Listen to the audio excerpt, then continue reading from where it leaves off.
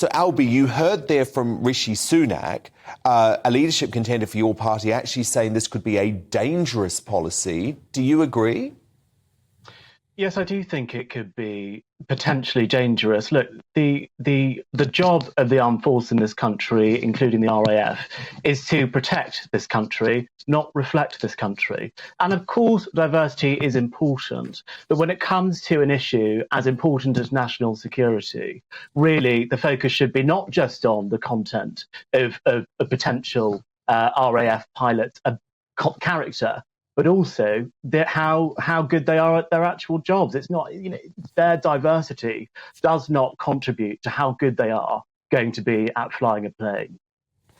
Absolutely, and I'm sorry, Albie, I don't think any white man should be banned from applying for any job in this country, but certainly not the RAF.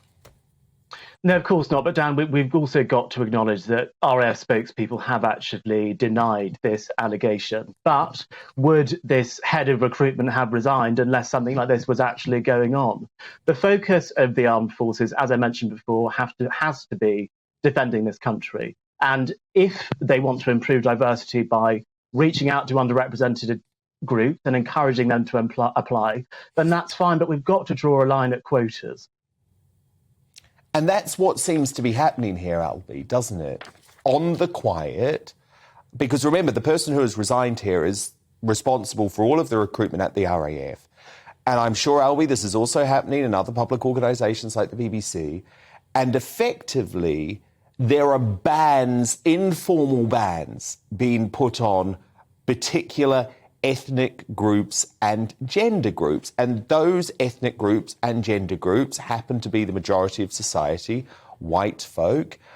And I just feel like we've got to start standing up against this.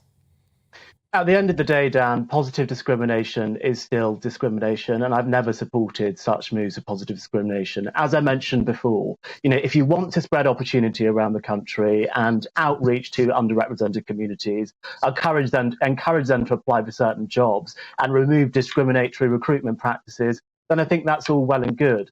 But as soon as our organisation starts striving for equality of outcome, that is where we have to draw the line. No, indeed, because imagine how a young white lad at the moment whose dream has been joining the RAF feels about these reports. Of course. And also imagine the recruiters who have to try and meet an ethnic minority target of 20% when just 14% of the UK population are from ethnic minority backgrounds.